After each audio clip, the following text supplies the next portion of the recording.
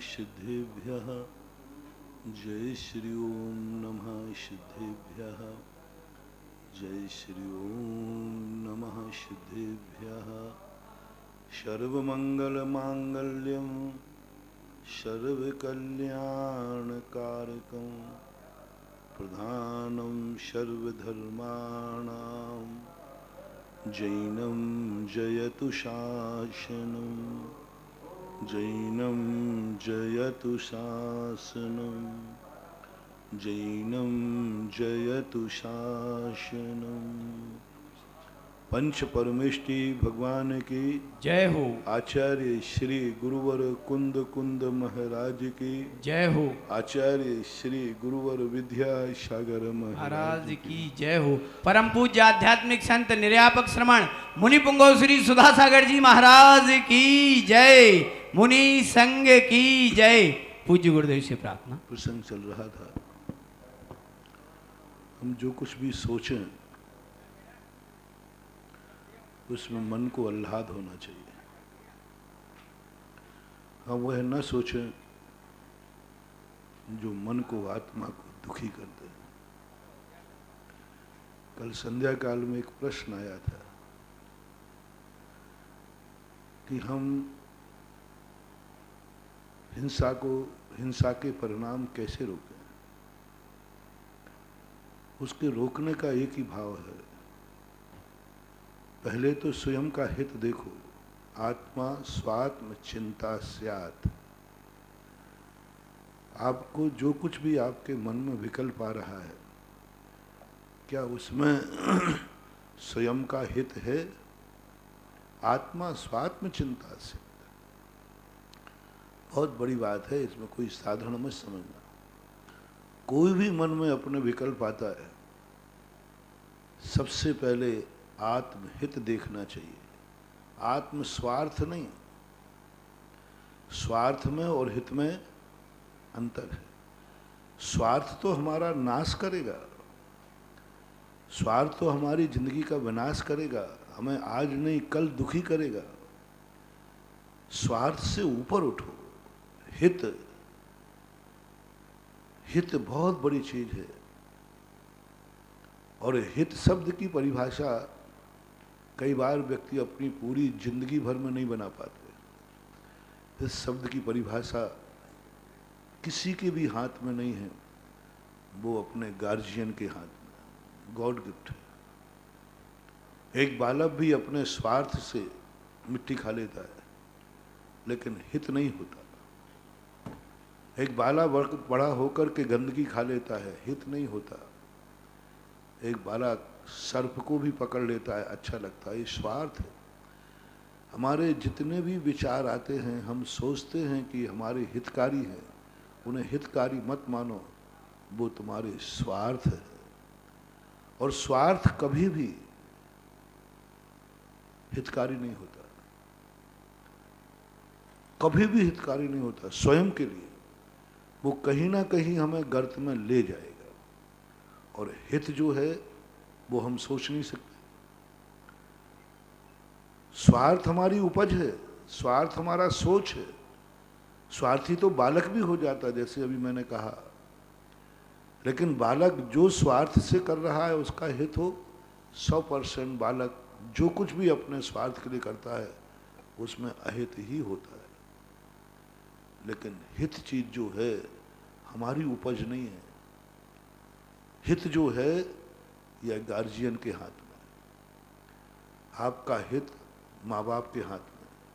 हितकारी तुम सोच ही नहीं सकते, क्योंकि हितकारी कभी कभी कड़वा होता है, हितकारी कभी कभी रुचिकर नहीं होता, हितकारी कभी कभी मन माफिक नहीं होता, लेकिन हितकारी होता है।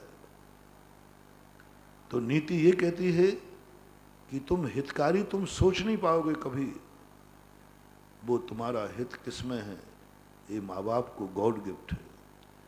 आज तक कोई बालक अपना हित नहीं सोच पाया, कोई भी बालक।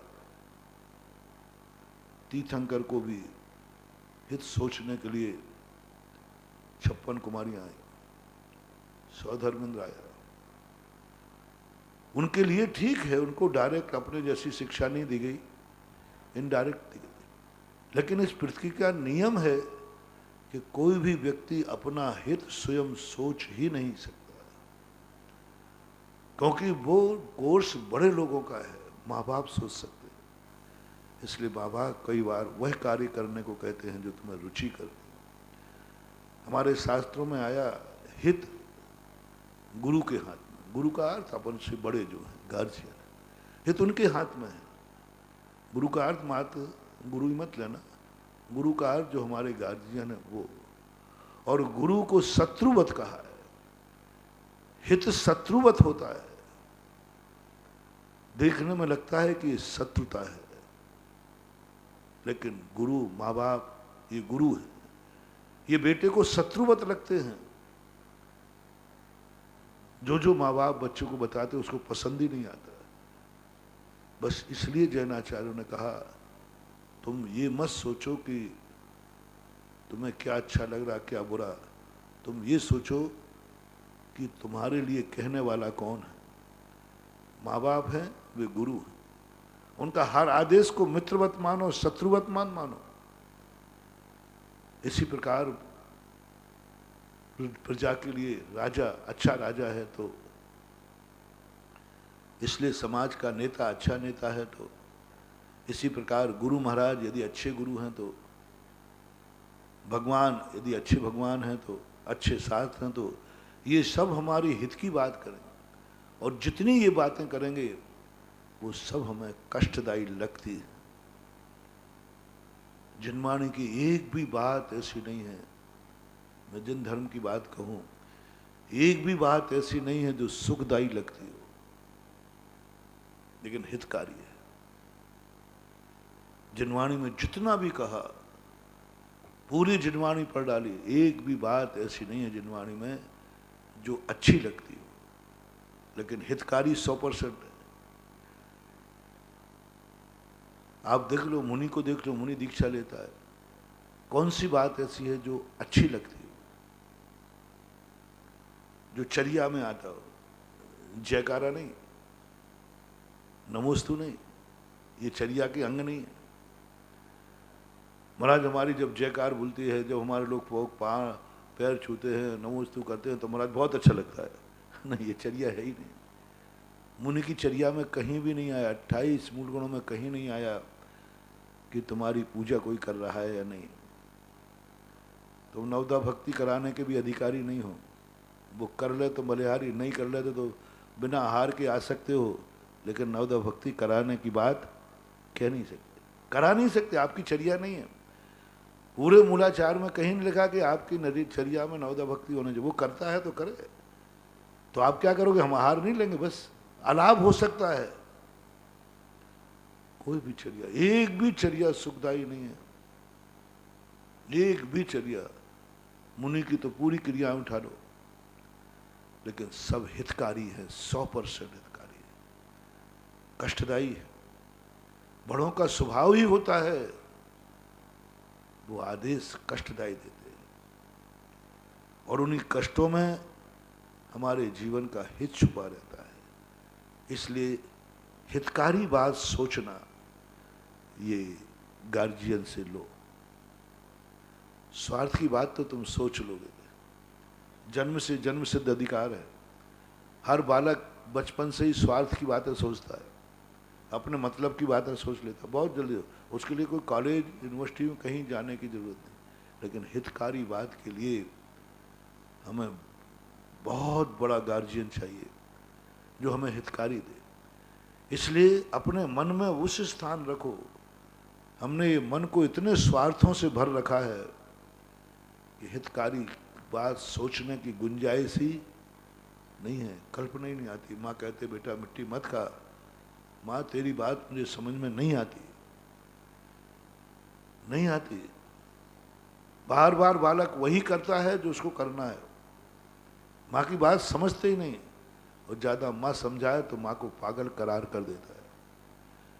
ऐसा ही शास्त्रों की अच्छी जो हितकारी बातें हैं वे अपन को समझ में नहीं आती, सोचने का मौका ही नहीं देते, है ही नहीं, खाली कचरा से भरा हुआ है।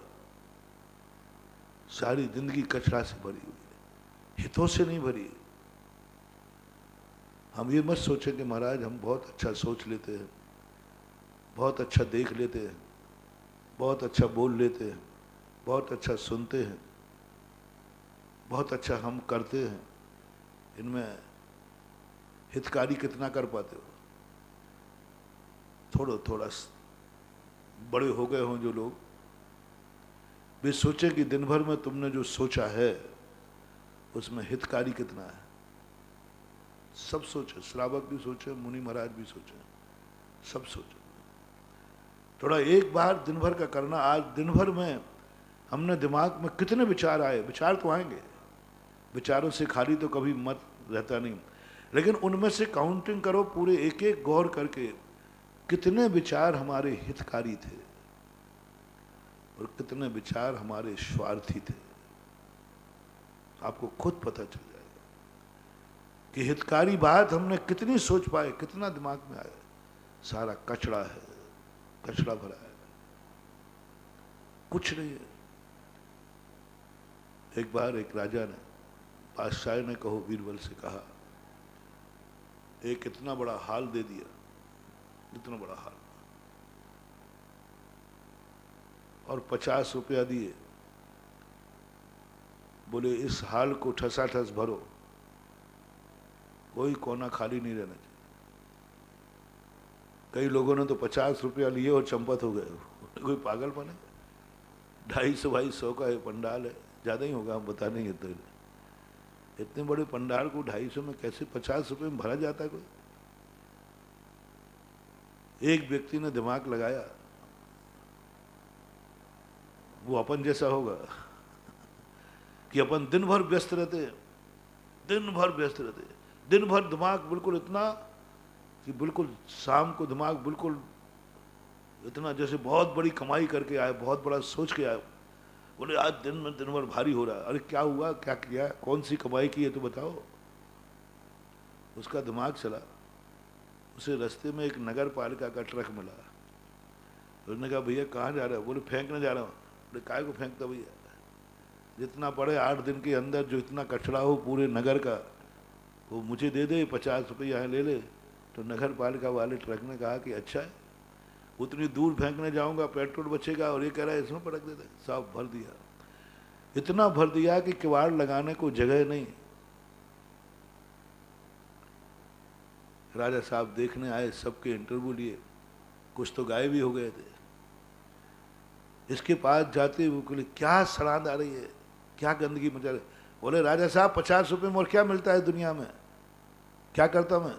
और पूरा कचरे से भर दिया। राजा साहब लौटने लगे, बोले साहब एक इंटरव्यू वाला और है भी। बोले क्या जाना, उसने भी यही किया होगा जो सबने किया? बोले नहीं साहब। वो जैसे ही गया, आइए राजा साहब, बढ़िया एक टेबल किराए की लाया था, कुर्सी लाया था किराए की, बिछा के बोले राजा साहब बैठिए। नाश्ता पानी भी लिया, फल फूल रख दिए उसने। बोले मुझे खिला करके रिश्वत देना चाहता है। बोले साहब ये रिश्वत नहीं है, ये हमारे दरवाजे पे आए हुए व्यक्ति का स्वागत है। मैं आर्यपुत्र हूँ, मैं आर्यपुत्र हूँ, मेरे दरवाजे जो आता है उसे हम स्वल्पाहार कराने के बिना नहीं जाने देते। ये हमारा सम्मान है राजा साहब, वो तो आपके पता। राजा साहब बैठ गए, पानी आदि जो भी पिया। वो कहो हाल दिखाओ क्या बात है, दिखाया। बोले राजा साहब 5 मिनट की देरी है।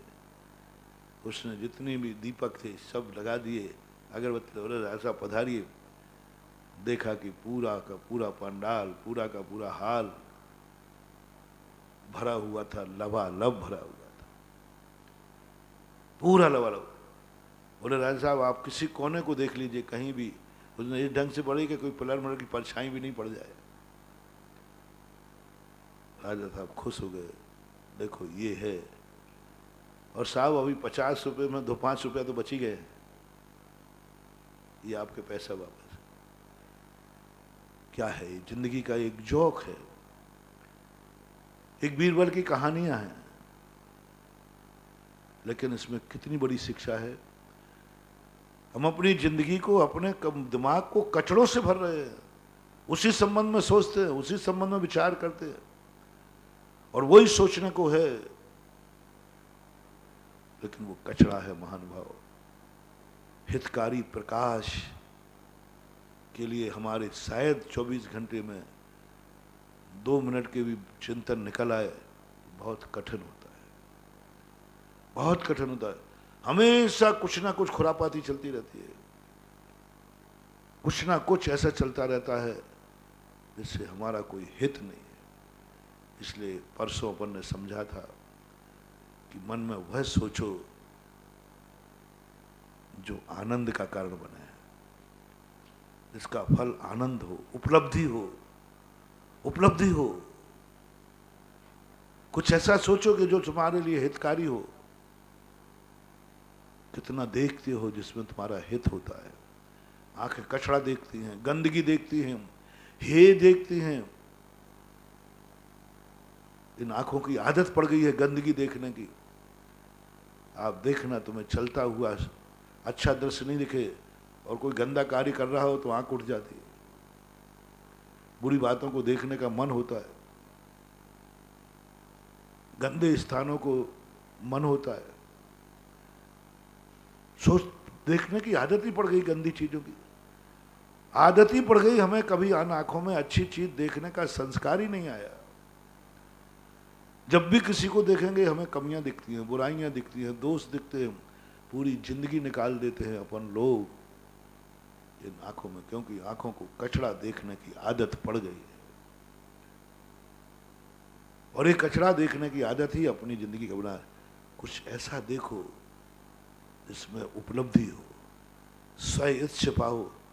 बनिया कोई भी कार्य करेगा तो सबसे पहले ये देखता है मेरा हित है क्या, स्वार्थ नहीं। बनिया स्वार्थ देखता है, तुम जैनी हो। बनिया हर कार्य में करते समय देखता है कि मेरा स्वार्थ क्या है इसमें। और जैनी हमेशा ये सोचता है मेरा हित किस में है। सम्यक दृष्टि है ना। मिथ्या दृष्टि जब भी देखेगा मेरा क्या स्वार्थ है, मुझे क्या मिलने वाला है, मुझे क्या मिलेगा, इससे मुझे क्या लाभ है, ये बनिया की चाल है। जब जब अपने दिमाग में ये बात आ जाए समझ लेना हमारी बनिया वृत्ति हो गई। हम धर्म से बहुत दूर चले गए, सठ कर्मों में चले गए, सठ कर्मों में चले गए, सठ आवश्यक खत्म हो गए। और जैनी ये सोचता है, जो सम्यक दृष्टि होता है, मेरा हित किस में है। उत्तमा स्वात्म चिंता स्यात्। मुझे एक ही चिंता है कि मैं वह देखूं जो मेरे लिए हितकारी हो। बाकी शेष स्थानों पर वो अपनी आंख को झुका लेता है, देखते ही नहीं, देखने की पड़ी नहीं, उसकी आदत ही नहीं। अपन को एक आदत डालना है श्रृंखलामयी प्रवचनों में, क्योंकि अपन उस पर चर्चा कर रहे हैं हमारी खुद की समस्याएं कैसे निपटाऊं जो हमने खुद पैदा की हैं। उसके संबंध में कल परसों अपन ने चर्चा की थी। मेरी खुद की समस्याएं हैं जो हमने पैदा की हैं, बहुत सारी। जिंदगी सारी समस्याएं जितनी आ रही हैं सब अपनी भूल से आ रही है, अपनी कमी से आ रही हैं। अपन ने ध्यान नहीं दिया उस पर, इसलिए अपनी सारी समस्या। तो महानुभाव, अपनी समस्याओं को तो मैंने पहले ही निर्णय कर दिया, स्वयं को ही निपटाना पड़ेगा। स्वयं को ही कोई ऐसा कदम उठाना पड़ेगा जिससे तुम्हारी समस्या तुम्हारे लिए खुद को खत्म हो जाए। इसलिए अपन ये बात पर सोचे विचार करें कि हमारी समस्याएं हमने पैदा की हैं, तो इसका उपाय बता रहा हूं। आंख को एक संस्कार दो, आंख वहीं उठेगी जहां हित होगा। ये दवाई दे रहा हूं, दवाई दे रहा हूं। और पर्वों को लेकर के चले हैं। पर्वों के पहले वह चिंतन नहीं था। पर्वों के संबंध में मैंने चिंतन किया कि पर्व आते क्यों।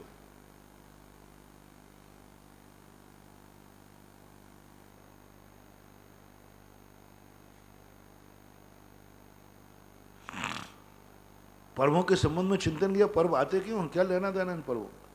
ना भगवान से मतलब है, ना गुरु से मतलब है। जब चिंतन में आया तब कहते अरे पर्व तो वे परम उपकारी हैं जो स्वयं के द्वारा पैदा की हुई समस्याओं का समाधान है। भगवान तो पर की समस्या का समाधान करते, गुरु पर की समस्या का समाधान करते, माँ बाप पर की समस्याओं का समाधान करते, डॉक्टर पर की समस्याओं, वायरस आ जाए तो समाधान करते, सारी दुनिया जितनी है वो बाहर की समस्याएं मिटा सकते हैं। लेकिन ये तो अंदर की समस्या है, अंदर की भटकन है। वो कहा था ना एक बार, तुम दुनिया में भटके होते तो कोई तुम्हें ठौर ठिकाने पहुंचा देता, तुम तो खुद अपने घर में भटके हो, तुम तो खुद से परेशान हो, तुम तो खुद से अपनी जिंदगी को बर्बाद कर रहे हो। तुम्हारा कौन होगा, कौन बचाएगा? भगवान नहीं, भगवान ने नकार दिया। मैंने कहा था ना एक दिन कि हर डिपार्टमेंट में, हर डॉक्टर के पास हर रोग की दवाई नहीं है। कुछ बीमारियां अपनी ऐसी हैं जिनकी दवाई भगवान के पास नहीं, शांति धारा के पास नहीं, सिद्ध चक्र मंडल विधान के पास नहीं, गुरु के पास नहीं, कोई मंत्र नहीं है। वो समस्याएं के लिए प्रभु ने, जैन दर्शन ने पर्वों को रखा। उन्होंने कहा ये पर्व की विधि बताता हूं, मेरे पास मत आना, मैं इनकी समस्याओं का समाधान का, ये पर्व पकड़ो, इन पर्वों को समझो और पर्वों को जीवन में उतारो। ये पर्व ही मात्र एक ऐसे हैं जो तुम्हारी खुद की आई हुई समस्याओं से निजात पा सकते हैं, क्योंकि पर्व भी हमारे उपादान परक हैं, निमित्त परक नहीं है। उपादान परक आई हुई समस्या उपादान से निपटेगी। उपादान परक जो अपन कह समझ रहे हैं, नेचर, कर्मों के उदय से नहीं, वो मैंने पहले ही कर दिया। कर्म के उदय से बाहर के निमित्त सोचो, अरे उनकी अभी मैं चर्चा ही नहीं कर रहा हूं। मैं तो जो वर्तमान का जीवन है ये बर्बाद हो रहा है हमारा। कर्मों ने तो जो करना था वो कर दिया, जिस क्षेत्र में जन्म देना था दे दिया, जिस काल में जन्म देना था दे दिया, जो आयु उदय में आना थी आ गई, जो हीन संगन मिलना था वो मिल गया, जो असातादि कर्म आए थे वो सब हो गए, सब निपट गया। कर्म का फैसला तो हो गया, उसका तो बही खाता लिखा गया, वो तो हमें भोगना ही पड़ेगा। कर्म ने तो लिख दिया लेख कि तेरी किस्मत जा, ये है, इसका उल्टा सीधा नहीं होता। और भविष्य की अभी कोई चिंता करना मत। जो कर्म के उदय से नहीं आ रही हैं समस्याएं, वो कौन सा कर्म है जो हमें बुरा दिखाता है? कौन से कर्म से हम बुरा देखते हैं? कोई कर्म नहीं। कौन सा कर्म है जो हमें बुरा सोचने को कहता है? तुम बुरा सोचो, बुरा देखो, कोई कर्म नहीं आया। इतने सारे कर्म हैं, बुराई देखने वाला कर्म नहीं मिला। जिस कर्म के उदय से व्यक्ति बुराई देखता है, मोहिनी कर्म कहो तो मोहिनी कर्म तो ना तो सत देखता है ना बुरा देखता है। वो तो सत सतो रवि से दृढ़ लब्धे रुन्मतवत, पागल व्यक्ति को क्या अच्छा हो क्या बुरा, क्या माँ और क्या पत्नी, क्या महाराज, क्या भगवान, क्या सामान, कुछ नहीं, उसको तो कुछ है ही नहीं, वो तो विक्षिप्त है। कोई कर्म ऐसा नहीं है जो बुरा दिखाने के दिखाता हो। बुरा देखना हमारी बुरी आदत है। तो पर्व ने कुछ अच्छा देखना सिखाया, अच्छा नहीं हितकारी देखना सिखाया। पर्व कहते हैं तू आंख को इतना संस्कार कर दे 10 दिन में, तेरी आंख वहीं उठेगी जहां हितकारी होगा, हित होगा। हित नहीं है वहां आंख झुकेगी। आदत में दो, दूसरों के कोई भी वस्तु अपन को मिलती है उसमें अच्छाई देखो, बुराई मत देखो। हम पूरी जिंदगियां कमियां देखने में लगा देते हैं। हमें बड़ी बड़ी शक्तियां मिली, बड़े बड़े लोग मिले, हमने पूरी जिंदगी उनकी कमियां देखने में लगा दी, बुराइयां देखने में लगा दी। हम उनसे एक अच्छाई नहीं पा पाए। हमारे पास एक अच्छाई नहीं जो कह सकूं कि मैं इनके संपर्क में गया, ये लेके आया। बोलो तुम्हारी जिंदगी में कितने लोगों से संबंध हुए? क्या कह सकते हो कि हमें इससे अच्छाई मिली? नहीं। स्वार्थ की नहीं कह रहा हूं मैं। हितकारी क्या लिया तुमने? क्या बोला तुम्हें उनसे हितकारी में? जिसमें तुम्हारा हित हो, स्वार्थ नहीं। मैं बार बार कह रहा हूं, लोग स्वार्थ को हित करते हैं। स्वार्थ बनिया होता है, हित जैनी करता है। तुमने जैनी बन करके एक पॉइंट बता दो कि मुझे ये हितकारी बात मिली इनकी संगति में आने के बाद। माँ बाप से कोई हितकारी बात मिली? दुनिया में किसी दोस्त से हितकारी बात मिली? गुरु से भी हमने क्या पाया? स्वार्थ। हितकारी बात पाई? गुरु ने तो स्वार्थ की गुरु से हमने स्वार्थ पाया है, हितकारी नहीं पाया। हितकारी पाते तो आज हमारी आंख गलत पर नहीं उठती, हित पर उठती। कैसे फैसला करो महाराज? आप करो हितकारी, गुरु से सब कुछ पाया, भगवान से सब कुछ पाया, माँ बाप से सब कुछ पाया। झूठ मत बोलो, परीक्षा देना पड़ेगी। झूठ मत बोलो, परीक्षा देना पड़ेगी। जनरल प्रमोशन से यहां दुनिया में कोई पास नहीं होता। तुम्हारे कहने से तुमने कुछ पा लिया है सो मत समझना, सो मत समझना। इसके लिए गुरु ने हितकारी एक बात कही थी, बुरा मत देखना, बुराइयां मत देखना।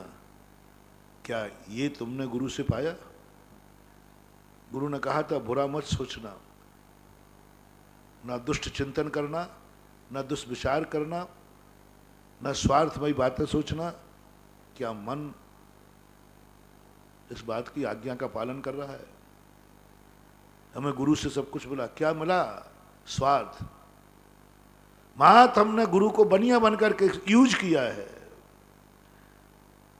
बेटे ने बनिया बनकर के बाप को यूज किया है। जो जो तुम्हारी जिंदगी में संपर्क में आया उसको तुमने यूज किया है बस, और कुछ नहीं किया। महानुभाव, अनादिकाल हो गया अपन को सबको। जो जो चीजें अपन को मिली सबको अपन ने यूज किया। यहां तक कि हमने पेड़ पौधों को यूज किया, पानी को यूज किया, पृथ्वी को यूज किया, हवाओं को यूज किया, और स्वयं गंदे हुए और उनको गंदा करके छोड़ दिया। जिस जिस व्यक्ति को हमने देखा, सोचा, क्या कभी चिंतन करना, विचार करना? क्या जिनवाणी की, गुरु की, भगवान की आज्ञा अपन ने पालन की? उनकी आज्ञा दी थी, माँ दुष्ट चिंतियम, तो दुष्ट चिंतन मत करना, तुम दुष्ट विचार मत करना, मन में किसी का हित मत देखना, स्वार्थ की दुर्गंध युक्त बातें मत सोचना। मन कितने परसेंट, जो अभी मैंने कहा था, कितने परसेंट सोच पा रहा है हित की बात? आंखों को देखो, क्या ये आंखें तुम्हारी गुरु की, बड़ों की बात मान पाई? कितने अच्छे देखने का। जितना जितना अपन अच्छा देखने के लिए आदत डालेंगे, नियम लेना पड़ेगा, संकल्प लेना पड़ेगा। ये आंखें ऐसी मानने वाली नहीं है। मैं नियम लेता हूं कि मैं बुरा नहीं देखूंगा, किसी भी व्यक्ति में बुराई नहीं देखूंगा, बुराई होगी भी तो नहीं देखूंगा, मैं नहीं देखूंगा। और देखने में आ जाएगी तस्मिच्छामि दुक्कड़म, तुरंत कायेश्वर करूंगा, तुरंत कायेश्वर करूंगा, तुरंत हा दुट्टकयम, हा दुट्ट चिंत्यम, हा दुट्ट भाष्यम, ऐसा बोल करके तुरंत। ये कम से कम तुम्हें वर्षों करना पड़ेगा, तब कहीं तुम्हारी आंख हितकारी बात देखना शुरू कर पाएगी। अन्यथा तो जाति दृष्टि बुराई पर है, कमियों पर जा रही। जाति दृष्टि नेचर बन गया, जाति बुराई पर है, अच्छाई के लिए उठती नहीं आगे। करना, प्रयास करना है। हमारी गंध में भी हम कोई अच्छी गंध ले ही नहीं पाते। हमें गंध आएगी तो स्वार्थमय आएगी, फूलों की गंध आएगी, इतर की गंध आएगी, इन गंधों के अंदर हम उलझ जाएंगे। लेकिन कोई ऐसी गंध भी है जो गंधातीत है, और उसकी गंध आ रही है। संस्कार बहुत बुरा पड़ गया है, ऐसे गंदे संस्कार पड़ गए हैं, और बोलेंगे भी तो कैसा गंदा बोलेंगे, अहितकारी बोलेंगे। हितकारी कुछ है ही नहीं, लगता है हितकारी। बोलेंगे तो स्वार्थ वचन बोलेंगे, प्रवचन में भी बोलेंगे तो हम इसलिए बोलेंगे इससे मेरा प्रभाव लोग समझे महाराज बड़े ज्ञानी हैं, उसमें ही गंद आ गए लोग। एक बार आचार्य जी ने कहा था, ये तुम जो लाइन खींच, जब आचार्य जी पढ़ाते तो हम लाइन खींचते थे, तो आचार्य जी बहुत इसके खिलाफ है। वो कहते किस लिए खींच रहे हो, पहले तो ये बताओ। इसलिए कल मैं प्रवचन दूंगा तो यही बात आ गई ना, लोगों को दिखाना है मुझे कि मैं इतना अच्छा प्रवचन दे के जानता हूँ। लो, प्रवचन जैसी भक्ति में, प्रवचन जैसी क्रिया में भी हमारी स्वार्थ आ गया। हमें ये भाव नहीं आया कि मैं इसका हित करके रहूँगा, ऐसा वचन बोलूँ। मुझे ये लगेगा कि मैं प्रभावशील प्रवचन दूँ जिससे लोग मेरा प्रवचन, आजकल वो एक चल के ही बता दे, बात समझ रहा, किसने कितनी बार देखा। तो एक प्रवचन करने वाले ने क्या किया, एक व्यक्ति को लगा दिया नौकर कि दिन भर में ये प्रवचन इतनी बार डाल, जिससे वहां लिखा है कि मेरा प्रवचन 1 लाख लोगों ने सुना। हाँ, उसी को लगा दिया। वो कहता है कि कर दे टीआरपी, वो वही करता रहता है, उसको लगा ही दिया कि यही करना है तुझे। 10-20 लोग तैयार कर दिए, बोले तुम्हें यही करना है जिससे हमारी, तुम्हें सुनना नहीं है, बस तुम्हें तो हमारा नंबर बढ़वाना है कि इतने बार हो रहा है, और सब पैसा वैसा देता पैसा कि तुम मेरे प्रवचन को आज दिन भर में 1000 बार देखोगे तो 200 रुपया मिलेंगे, 300 रुपया मिलेगा। मजदूर को 200-300 काफी, बच्चे को बैठा दिया 200 रुपये में। यानी आज हमारा प्रवचन में भी यही है कि हमारी टीआरपी कितनी है, और इतना बेईमान जितनी टीआरपी आती सब बेईमान आती, 90% बेईमान आती। ये जो लिखा था ना, इस चीज को इतने लाख बार देखा, ये सब फ्रॉड है। इस चीज को इतने लोगों ने देखा, ये सब फ्रॉड है, ये सब मशीन का कमाल है, सब मशीन का कमाल है। और कोई बड़े बड़े जो पिक्चर वाले होते, बड़े बड़े जो ये लाखों करोड़ों देते हैं कंपनियों को, और वो कहते हैं कि हमारी इस पिक्चर का लिख देना कि 10 करोड़ बार देखी गई, पूरा सेटअप खरीद लेते हो। यानी हमारे वचनों में भी ये आ गया कि मेरा वचन ऐसा हो कि जो प्रभावकारी हो। हम श्लोक सुनाएंगे, हम गाथा सुनाएंगे, हम शायरी सुनाएंगे, उसमें हमारी स्वार्थ की गंध छुपी रहती है। सामने वाला समझे कि मैं कुंद कुंद को शांता हूँ, मैं समय सार को पढ़ा हुआ हूँ, मैं समंत्र भद्र को जानता हूँ, मैं बहुत बड़ा ज्ञानी हूँ, देखना मुझे इतने श्लोक कंठस्थ है। ये बात आ जाती है, प्रवचन देते देते बात आ जाती है, प्रभाव की बात आ जाती है कि मेरा प्रभाव पड़े, प्रवचन का प्रभाव नहीं, वचनों का प्रभाव नहीं, मेरा प्रभाव, मेरा प्रवचन, मेरे प्रवचन के लोग दाद माने, क्या गजब का प्रवचन था। हम बोलेंगे तो वही, सोचेंगे भी तो वही, हमारे वचनों में स्वार्थ है, हित नहीं है, हितकारी वचन नहीं है कि मैं ऐसा वचन बोलूं कि सामने वाले का एक दोष खत्म हो जाए, दुनिया का एक दोष खत्म हो जाए। और दोष खत्म भी करेंगे तो इस भाव से करेंगे कि मैंने किया है। देखो बताओ क्या, कहाँ बहुत पतन हो चुका है। मतलब सामने वाले का दोष भी निकालेंगे तो हमें खुशी कब होगी? यदि वो दोष तुमने निकाल दिया तो मुझे खुशी नहीं होगी, और किसी पापी की शराब मैंने छुड़ा दी तो टीआरपी तो मेरी बढ़ेगी ना। महाराज गजब हो गया, क्या हो गया भाई? महाराज आपके प्रवचनों से उसकी शराब छूट गई, वो कभी नहीं छोड़ सकता था, हमारी फूल के कुप्पा हो गए। अरे वाह, मेरे प्रवचनों में वाह रे वाह, सुधा सागर वाह वाह, वो कहते ना वाह वाह। हाँ हाँ, तो ऐसी करके उस सुधारने में भी हमारे ने, उसको भी हमने यूज कर लिया, उसको भी हमने यूज कर लिया हमने, एक की बुराई छुड़ा करके भी यूज कर लिया, दीक्षा दे करके यूज कर लिया। कई आचार्य दीक्षा दे करके, दीक्षा नहीं दे रहे कल्याण के लिए, यूज कर रहे हैं। मेरा एक शिष्य बढ़ गया, मेरी शिष्यों की संख्या इतनी हो गई, संख्या बढ़ाने, कल्याण के लिए नहीं भाव उनका, एक जीव का कल्याण हुआ ऐसा भाव नहीं, मैंने इतने दीक्षित कर दिए, मैंने इतना कर दिया, लो साहब अब मुनि दीक्षा देना भी बनियों का काम हो गया। आज मुनि दीक्षा दे रहे हैं आचार्य, बनिया बन करके दे रहे हैं, बनिया बन करके दे रहे हैं। दूसरे के यहां दीक्षित हुआ उसकी खुशी नहीं है, बल्कि जलन है कि वहां 4 दीक्षा ज्यादा हो गई, अब मैं कैसे करूं कि 4-5 दीक्षा दूं। कंपटीशन हो गया। दीक्षा जैसे पवित्र कार्य के लिए भी लोग यूज कर रहे हैं, उसमें स्वार्थ देख रहे हैं। शराब जैसी वस्तु छुड़ाने में आनंद आता है, मैं छुड़ाऊं, मेरी टीआरपी बढ़े कि मैंने इतने शाकाहारी बना दिए, इतने बना दिए। उनको शाकाहारी बनने से कोई मतलब नहीं, दूसरे ने किया उसकी कोई गणना नहीं, मैंने किया। ये स्वार्थ, इसको हित में बदलना होगा, वचनों को हित में बदलना पड़ेगा। हमें ये नहीं देखना है कि मेरे वचनों का कितना प्रभाव है, मुझे ये देखना है कि इस वचन से किसी का हित भी हो रहा है कि नहीं हो रहा है। क्या धर्म की प्रभावना बढ़ी है? क्या धर्म की महिमा अतिशय हुआ है? क्या धर्म से लोग जुड़े हैं? हम ये सोचते हैं कि मेरे से मैं ऐसी बात कहूं जिससे लोग मेरे से जुड़ जाएं। यही तो व्यापारी करता है कि मैं ऐसा कहूं लोग मेरी दुकान से जुड़ जाएं, मेरी दुकान से जुड़ जाएं, मेरे व्यापार से जुड़ जाएं लोग। हर व्यापारी यही करता है। यही आज सब साधु लोग, बड़े लोग कर रहे हैं। एक ही बात है, ये व्यक्ति मेरे से कैसे जुड़ेगा? दूसरे से जुड़ गया तो हमें मजा नहीं है।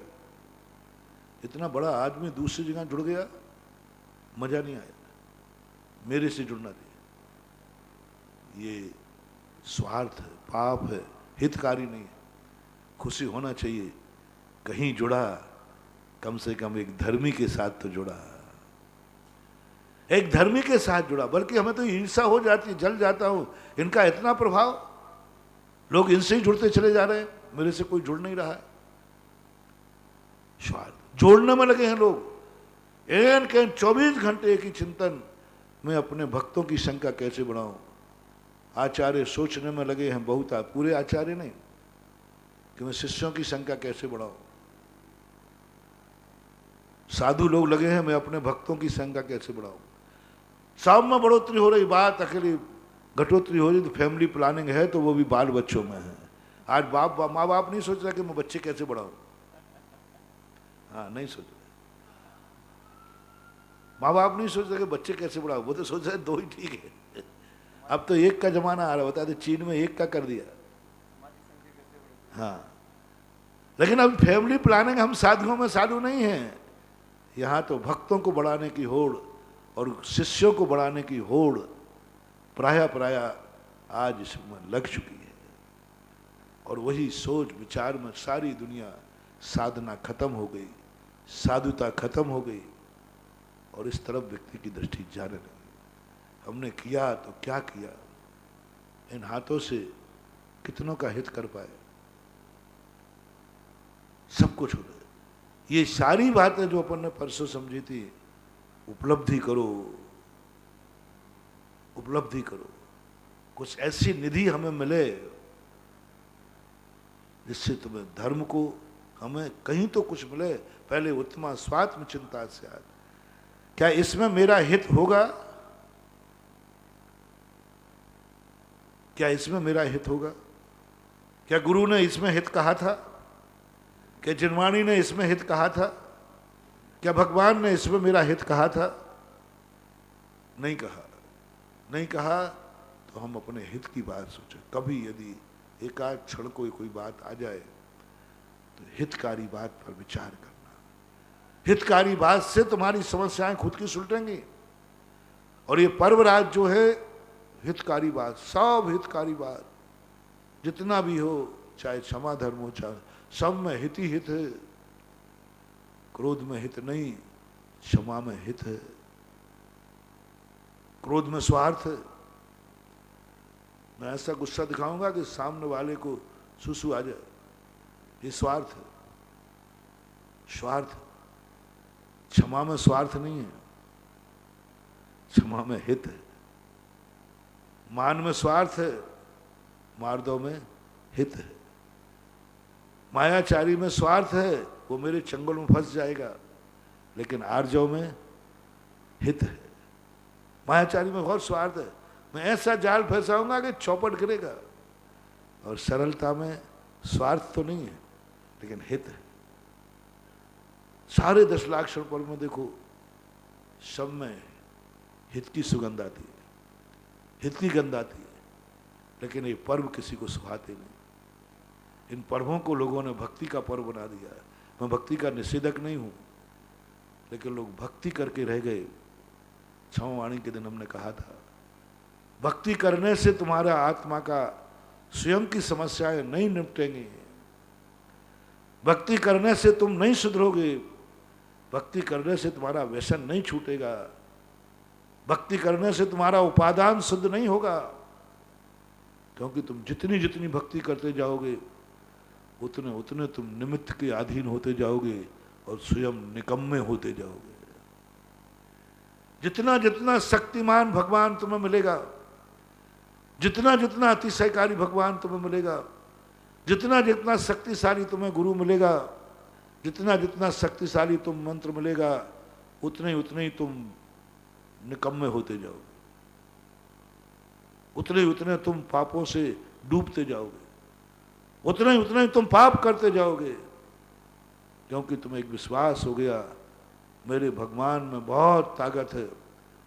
एक दूसरे साथ जिनको मैं कहता हूँ, भाई देखो ऐसी गलती नहीं करना, बोले महाराज जी इस संबंध में ना मैं सोचने की समय है ना मैं सोचूंगा, मेरा गुरु शक्तिमान है, एक शांति धारा करा देगा, ठीक हो जाऊंगा।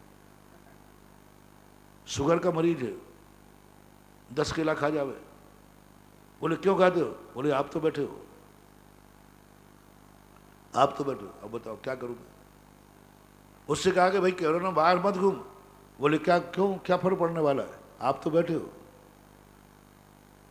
आपको गुरु किस लिए बनाया, आपको गुरु किस लिए बनाया, और मुझे विश्वास है कि आप बड़े शक्तिशाली हैं, आप बड़े शक्ति।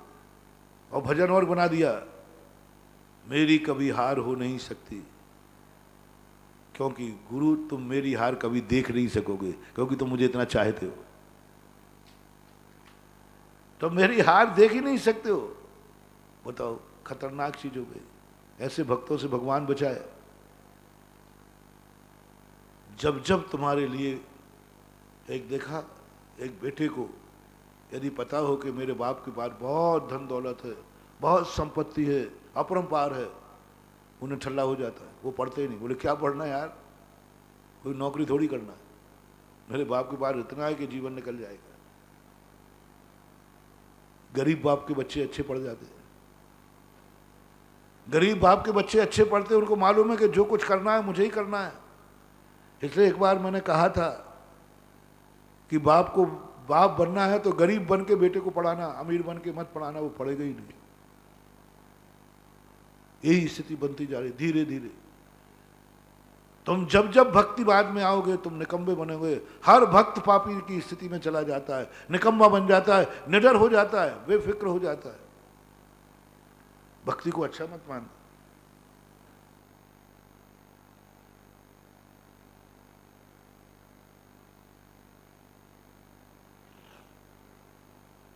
ये सोच महावीर ने सोचा, ये सोच जैन दर्शन ने सोचा, इसलिए जैन दर्शन ने पर्व बनाए। दुनिया में जितने भी पर्व हैं सब भक्ति प्रधान हैं। सभी संप्रदायों को मैंने देखा, हर संप्रदाय का पर्व भक्ति प्रधान है।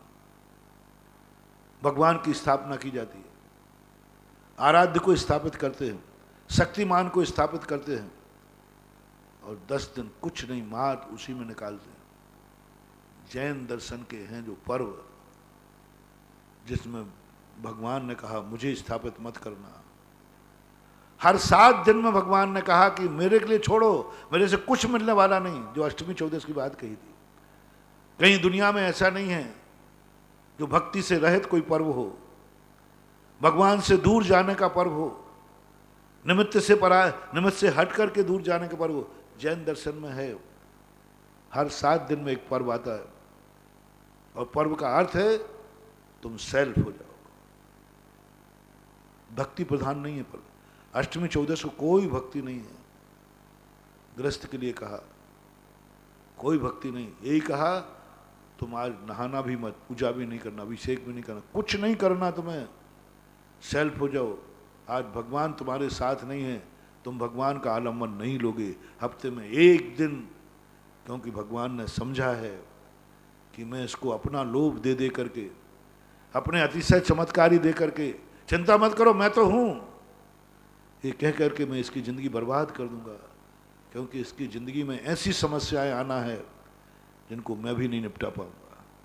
वो सर्वज्ञ थे, मैं भी नहीं निपटा पाऊंगा, कल ये समस्या लेकर मेरे पास आएगा, मैं निपटा नहीं पाऊंगा, मेरे पास नहीं है समाधान, इसलिए इसको कुछ ऐसा दवा खाना खोलो, ये स्वयं दवाई बनाएगा, समय दवाई खाएगा और स्वयं की बीमारी ठीक करेगा। पर्व एक ऐसी चीज है जो स्वयं की फार्मेसी है, स्वयं की दवाई बनाओ, स्वयं खाओ और स्वयं ठीक हो जाओ, स्वयं ठीक हो जाओ। और ये होना पड़ेगा, करना पड़ेगा, क्योंकि भगवान अतिशय आज कितने लोगों को बड़ों का आलम्बन व्यक्ति को निश्चिंत कर देता है। बड़े आदमियों के बच्चे बिगड़ जाते हैं, वे कहते क्या कर लेगा कोई, मेरा बाप एसपी है, मेरा बाप नेता है, वो मर्डर कर देते, छोड़ कुछ भी कर लेते, किस बल पर, कि मेरा बाप, मेरा पिता, मेरा भाई, मेरा रिश्तेदार एसपी है, कलेक्टर है, वो है, ये लोग, इनके परिवार के लोग ज्यादा अत्याचार करते हैं, ज्यादा अत्याचार करते हैं। क्यों? इनको मालूम है कि हमारा ताकत है हमारे पास। व्यक्ति को अपनी जिंदगी बनाना है तो मेरे पीछे कोई नहीं है, ये विचार उसको लाना पड़ेगा। मेरे पीछे कोई नहीं है, मेरे पीछे कोई छाया नहीं है, मेरे पीछे कोई आशीर्वाद नहीं, मेरे पीछे कोई रोने वाला नहीं है, कोई सहारा नहीं, मेरे पीछे कोई रोने वाला नहीं है। अकेले मानो अपने आप को, मेरा कोई नहीं है। एकत्व भावना का चिंतन जब पूज्यवर कार्तिकेय स्वामी ने दिया, हिला दिया, कोई भी नहीं, किंचित मात्र भी नहीं। भगवान भी शरण दिए तो व्यवहार से दिए, किंचित मात्र में, मैं बेसहारा हूं, मरूंगा तो मैं ही मरूंगा, मेरे पीछे कोई रोने वाला नहीं, कोई बचाने वाला नहीं, कुछ नहीं कर सकता। ये पर्व सिखाते हैं। पर्व कहते हैं तुम खुद अपने आप में चलो, तुम्हारी पीठ पर कोई पीछे नहीं चल रहा है, किसी का आशीर्वाद नहीं, किसी की छाया नहीं, तो मात्र एक, मैं एकाकी एकत्व लिए सभी आते, धन धन को साथी समझाता, पर ये भी किस पर विश्वास कर रहे हो? सब स्वार्थी हैं रे। जिन जिनको तुम अपना मान रहे हो वे तुम्हारी प्रशंसा भी कर रहे हैं तो अपने स्वार्थ के लिए, वे तुम्हारे आगे पीछे घूम रहे हैं तो अपने स्वार्थ के लिए, वो तुम्हें मान रहे हैं कुछ तो वे अपने स्वार्थ के लिए। उनका कोई स्वार्थ है, क्योंकि उसके बिना कोई रास्ता है नहीं। हम भगवान को भी मान रहे हैं तो स्वार्थ के लिए, क्योंकि उनके बिना हमारा कोई रास्ता है नहीं। वो भगवान है इसलिए नहीं मान रहे हैं 90% लोग, उनके बिना मेरा कल्याण नहीं है इसलिए मान रहे हैं। उनके बिना मेरा कुछ नहीं हो सकता, कभी ना कभी मेरी अटकेगी, इसलिए अपन लोग भगवान से बना के चल रहे हैं, क्योंकि हमें मालूम है कि भगवान बड़ा काम का आदमी है। वो भगवान है इसलिए नहीं, वो काम का है। देखो आ गया ना सवाल, काम का आदमी है वो, भगवान है इसलिए नहीं। चारों तरफ आप विहंगम देखना बंधु, धोखा मत खा जाना, कोई तुम्हारा नहीं है। सुतदारा हो ये न सीरी, सब स्वार्थ के है मेरी। जो बात कर रहा है, जो चर्चा कर रहा है, जो सब स्वार्थ, ये बटरंगबाजी चमचागिरी है, अंदर की बात कुछ और है। जब तक उसको निजी स्वार्थ उसमें नहीं दिखेगा, कोई भी व्यक्ति किसी का कुछ कर नहीं सकता। जब भी कोई कर रहा हो उसका निजी व्यक्तिगत स्वार्थ है, और सब लोग अपनी अपनी छाती पे हाथ रख के पूछ लें है कि नहीं। बोल दे भैया, बोल दे, साची बोल दे, कम से कम एक गवाह तो मिल जाए। यदि तुम बोल भी दोगे कि नहीं महाराज मेरा कोई स्वार्थ नहीं, तो भाई मैं तेरी बात तो नहीं मानूंगा, मैं तो जिनवाणी की बात जरूर मानूंगा कि उसने लिखा है तो वो झूठा हो नहीं सकता। कैसे हो सकता है? जिनेंद्र भगवान की वाणी झूठी? हम झूठ बोल सकते हैं लेकिन जिनेंद्र भगवान की वाणी नहीं। सब धोखे की ठाठी है। लगता है अपन को कि सब मेरे हैं, कुछ नहीं, सब स्वार्थ से भरे हैं, अपनी अपनी सब लुटिया छान रहे, अपने अपना सब स्वार्थ देख रहे। मुझे इसमें क्या स्वार्थ है? भगवान के दरवाजे हम 90% लोग स्वार्थ से भर करके भगवान के सामने आते, हित से भर के नहीं। मैंने पहले ही कह दिया, हित से भर के कितने लोग भगवान के पास आते, स्वार्थ से। गुरुओं के पास भी सब झमेला एक ही बात का झमेला है, इसलिए अपने आप को एक निरालंबी मानो, मैं एक हूं। ये भक्ति नहीं सिखाएगी, ये पर्व सिखाएंगे। चिंतन करो इन पर्वों के बाद कि भगवान भी मेरा नहीं है, वो भी मेरा साथ नहीं देगा। महावीर ने खुद कह दिया, मेरे भरोसे मत बैठे रहना। तेरी जिंदगी में यदि काम आएगा तो पर्व काम आएगा, पर्व काम आएगा। ये पर्वों के धर्म काम आएंगे। ये भगवान के लक्षण नहीं है, ये गुरु के लक्षण नहीं है, ये धर्म के लक्षण है। 10 लाख क्षण धर्म किसके लक्षण है? मैंने 10 लाख क्षण पर्व के पहले एक प्रसंग छोड़ा था, यही कि खुद की समस्याएं कैसे निपटाऊं। अरे 10 लाख क्षण पर्व जोड़ो, मैंने कहा एक एक पर्व बहुत बड़ा काम का है। भगवान नहीं निपटाएंगे समस्याएं, पर्व निपटाएगा समस्याएं। और पर्व क्योंकि हमारा है, भगवान पराया है, उसकी मर्जी पड़े तो, गुरु की मर्जी पड़े तो कराए शानदार, नहीं कराना आज हमारा मूड नहीं है। क्या कर लोगे तुम? क्या कर लोगे तुम? नहीं कराना, नहीं कराना, बात करो, क्या करोगे तुम? कोर्ट केस करोगे? कर दो। नहीं कराना आज शांत है तो नहीं कराना, लो साहब, दादागिरी है। पर्व कहता है, इसलिए तो मैं कहता हूं सारी जिंदगी शांति धारा करने पर और शांति धारा कराने वाले पे मत छोड़, कुछ स्वयं की दवाई पैदा कर। पर्व जो है 7 दिन में एक दिन, जब मैंने सोचा कि जैन दर्शन ने श्रावक को भी सबसे बरी कर दिया, मात पापों से ही बरी नहीं किया, समंत्रभद्र का गजब का सोच। पूज्यवर को मानना पड़ेगा, उनके तो एक एक पंक्ति पर मैं उछलता हूं। भगवान आपने इतनी हिम्मत की, इतनी हिम्मत की कि आपने कहा तू आज कुछ भी नहीं करेगा, नहाना और मंजन भी छुड़ा दिया। ये क्यों छुड़ाया? आपको मालूम कि आप इसको नहाना नहीं दोगे तो अभिषेक नहीं कर पाएगा। तो आपने सोचा कि अभिषेक की मना करूंगा तो हंगामा खड़ा हो जाएगा, कुल्ला नहीं कराऊंगा, कहने का आज अभिषेक पूजन नहीं करना, बोले हंगामा खड़ा हो जाएगा। लोग, क्योंकि संसार में भगवान के दीवाने ज्यादा है,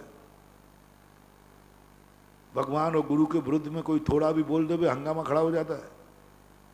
और अभी मैंने बोला कि भगवान का अभिषेक पूजन भी नहीं करना तो हंगामा खड़ा हो जाएगा, ये व्यवहाराभासी। तो उन्होंने अपने भक्त से कहा स्नान मत करना। अब स्नान नहीं करने का अर्थ क्या हो गया? अभिषेक पूजन आहार दान वगैरह अपने आप बंद हो गए। ये कला उनके पास थी, समंतभद्र उनका नहीं। तो स्नान मत करना, चला जा जंगल में, घर नगर में ही मत रहना, गांव में नहीं रहना। कोई ये ना कहे आज भगवान का अभिषेक किसी ने हुआ, अरे साहब कोई है ही नहीं घर में, चल जंगल में जा, नसिया में चला जा। पुण्य छुड़ाने की सबसे बड़ी क्रिया, पुण्य क्रिया से बोले तू जिंदगी भर भगवान के भरोसे रहता जाएगा। कुछ समस्याएं ऐसी हैं जो भगवान से नहीं छूटेंगी, तू आजा पर्व में, आजा पर्व में। और उस पर्व की पवित्रता को देख। भक्ति में भगवान को पवित्रता देखी जाती है, पर्वों में स्वयं की पवित्रता देखी जाती है। भक्ति करने के लिए हमें क्या चाहिए? तुम कितने काले बने रहो, तुम कितने गंदे बने रहो, तुम कितने पापी बने रहो, भक्ति के लिए कोई फर्क नहीं पड़ता, कोई फर्क नहीं पड़ता भक्ति के लिए। लेकिन पर्व के लिए स्वयं पावन बनना होगा। जब अपन भक्ति करने जाते तो देखता हूं भगवान ठीक ठाक है कि नहीं, शक्तिमान है कि नहीं, गुरु ठीक है कि नहीं, लेकिन पर्व कहता है तू ठीक है कि नहीं, स्वयं की पवित्रता। इसलिए कोई भी कार्य करने के पहले स्वयं की समस्याओं से निजात पाना है तो आज के नियम ले लो कि जो भी कार्य करूंगा उस कार्य में मेरा हित है कि नहीं। उपलब्धि क्या होगी, क्या मिलेगा इससे, मुझे क्या मिलता है। आपने देखा आजकल के जितने पर्व हैं सब कसाएं निकलती हैं।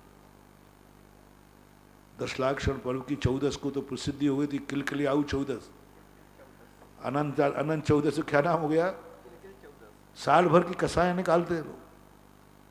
मैंने कई मंदिरों में कहा कि भैया कम से कम 14 के दिन भंडारा मत खोलो, बहुत कसाई होती है। हमारे यहाँ अजमेर में एक जायसवाल समाज है केसरगंज में, 14 के दिन भंडारा खुलता है, साल भर की पान इकट्ठी, इतनी कसाई होती, इतनी कसाई होती हैं। उसी दिन चुनाव, उसे पता नहीं क्या क्या होता है। हमें तो जब पता चला 1994 में अनंत 14 को सब उपवास सबसे करते, ये तो पक्का है, तगड़े सबसे ज्यादा उपवास होते हैं अनंत 14 को तो केसरगंज में, पूरे अजमेर के अंदर सबसे ज्यादा उपवास करते लोग। और फिर शाम को जो बैठक होती है, थालियां मालियां आती हैं, कुछ याद है, इसकी ली जाएगी, इसकी नहीं ली जाएगी, ऐसा धमाल चौकड़ी। एक दिन पूरी रात भर वो झगड़ा चला, कोई नहीं सोया, कोई नहीं सोया, उपवास खाएगा। सुबह सन 1994 पहले मैं जाता, पंचायती करके जानता नहीं था, और मुझे और आगे सारे समाज बोले महाराज आपको फैसला करना होगा। अरे मैंने कहा भैया काय का फैसला, कैसा फैसला, उसकी थाली ली जाए या नहीं ली जाए। मैंने कहा तुम रात भर जागते रहे। बोले महाराज कोई नहीं सोया है रात में, सुबह आपका इंतजार था। इतने राग द्वेष होते हैं। फिर मैंने उनसे एक ही निवेदन किया, भैया और कुछ तो मैं जानता नहीं हूँ, कौन इतना बहस में पड़ेगा कि क्या उसकी बैठक करो, उसकी समस्या दो, बस इतना सा ज्ञान कर लेना कि ये कार्यक्रम 14 को हटा करके और दिन कर लेना। महाराज इकट्ठे ही हम लोग सब उस दिन होते हैं, क्या हो रहा, और दिन कर लेना। यानी पर बदनाम हो रहे हैं, साल भर की कसाएं निकलती हैं। आज दुनिया में देखो, आज सारे संप्रदायों में पर्व, सबसे ज्यादा शराब पीने वाले उस दिन, जुआरी उस दिन, सब पाप दुनिया। आज पर्व पापों का गढ़ बन गया है, आज पापों का गढ़ बन गया, पर्व में सबसे ज्यादा पाप होने लगे। कोई भी महोत्सव होता है, जैसे भूत होता है ना, भूत भीड़ देख के आता है, भूतों को अपन देखा, अपन आरती फारती हो रही हो जब सब लोगों ने भूत भरते, नकली भूत, असली नहीं। अकेले में कभी नहीं, यदि एक कमरे में बंद कर देना, देखना आप करते हैं ना, बिल्कुल अकेले कमरे में बंद करना, कोई कुछ नहीं करते, वो शांत बैठे रहते। हाँ, ऐसे ही आजकल साल भर की कसाएं, कोई महोत्सव हुआ, कोई पर्व हुआ, कसाएं निकालते, हर व्यक्ति कसाएं निकालता है। चलो इस समय मेला है, सब कुछ है, कसाएं निकालते साल भर का, किसने मेरे साथ क्या नहीं किया था, बस कसाई, वो दिन का इंतजार होता है। करेंगे तो कसाई की बातें करेंगे, बोलेंगे भी तो कसाई साल भर की भरी है वो बोलेंगे, कसाई निकालेंगे, इंतजार रहता है उस दिन अपन कसाई निकालेंगे। उसमें भी एक कसाई निकलते, सब कसाई, क्या हो गया इन पर्वों को, सब कसाई निकल, इंतजार करते प्लानिंग से कि उस दिन अपना मौका आएगा, उस दिन अपन भी देख लेंगे। कसाई के उत्सव बन गए। ऐसा लगता है कि उन उत्सवों को बंद कर दिया जाए, क्योंकि ये कसाई के अलावा कुछ नहीं है। सब अपनी अपनी कसाई भंजाते हैं, सब अपने अपने स्वार्थों की सिद्धि करते हैं। इसलिए महोत्सवों को धीरे धीरे सम्यक की तरफ लाओ, आगे पीछे कसाई बना लो, उस दिन मत बन जाओ, उस दिन मत बन जाओ, उस दिन मत करो ऐसा। आगे पीछे कर लेना, साल भर पड़ी है, नियम करो, 14 के दिन कोई राग द्वेष की चर्चा नहीं होगी, नियम करो कि हमारे यहाँ फलाना पर्व है, महोत्सव है, उस दिन हम निर्मल मन से बोलेंगे, निर्मल मन से करेंगे, निश्चल भाव से कार्यक्रम करेंगे। भजाना है हम महोत्सव के पहले कर लेंगे, महोत्सव के बाद कर लेंगे, 5 दिन नहीं करेंगे। पंच कल्याणक है, विधान चल रहा है, नहीं करेंगे। 10 लाक्षण पर्व है, नहीं करेंगे। कोई भी पर्व है हम उसमें अपने मन को निश्चल रखेंगे, निर्मल रखेंगे। यह है हितकारी। हो नहीं रहा है। तुम तो सुधरने वाले हो नहीं, पर्व को ही सुधारना पड़ेगा। पर्व को ही बंद होना। अच्छे लोग पर्वों से दूर हट रहे हैं। वो कहते महाराज उस पर्व में नहीं आऊँगा। क्यों? कसाय के अलावा कुछ नहीं होता, राग द्वेष के अलावा नहीं होता। क्या मामला होगा? तुम नहीं सुधरे, पर्व को ही तुमने सुधार दिया। आजकल 10 लाख क्षण पर्व की अनंत चौदस को अच्छे लोग मंदिर नहीं जाते। वो कहते क्या करूँगा, कसाय निकलेगी। यानी लोग पर्व से हटने लगे, तुम्हारे कारण से हटने लगे, क्योंकि तुमने उसमें ऐसे विद्रूप कार्य कर डाले, ऐसी कसाय निकालदारी भरी हुई, स्वार्थ की इतनी बौछार कर दी कि जो परमार्थी लोग थे वो। इसलिए कोई करने के पहले सोच लेना, क्या हित है तुम्हारा, क्या हित होने वाला है इससे, स्वार्थ की सिद्धि के अलावा और क्या मिलने वाला है। जहां हित नहीं हो उस कार्य को तुरंत छोड़ देना। स्वार्थ की सिद्धि हो या ना हो, लेकिन कुछ लाभ हो। जहां कसाय बढ़े, स्वार्थ बढ़े, उस कार्य को नहीं करना महानुभाव, नहीं करना। कितनी बड़ा कार्य क्यों ना हो, स्वार्थ और कसाय, ये 2 चीजें यदि आती हैं तो समझदार व्यक्ति को, सामने वाले को ना समझा पाए तो स्वयं उस महोत्सव से हट जाना चाहिए। क्योंकि कसाय पैदा करने से अहित ही हो। दूसरा पॉइंट हमने दिया था, क्या अपनों का हित है? कोई भी कार्य करते समय सोचना, अपनों का हित है क्या? क्या अपने प्रसन्न होंगे? अपने लोगों के अंदर कुछ खुशहाली आएगी? क्या हम अपनों को कुछ दे पाएंगे? इस कार्य से क्या दे पाओगे? करो, कार्य करो। अपनों को क्या दे पाओगे? क्या हासिल होगा? अपनों को क्या मिलने वाला है इससे? तीसरी बात, जो ये बहुत बड़ी बात है, अपनों को हमने अपनों से कभी हमेशा लिया ही है, क्या अपनों को कभी दिया है? हर व्यक्ति अपने लिए तो लेना चाहता है। मैंने कहा था ना एक बार, विचार करना, निजी कार्यों को निपटा रहा हूं, निजी समस्याओं का समाधान कर रहा हूं। तुमने माँ बाप से कुछ लिया ही है। आज मैं कहना चाहता हूं, माँ बाप से तुम्हें क्या मिला, ये हिसाब तुमने लगा लिया है, तुमने सोच लिया है, ये तुम जानते हो।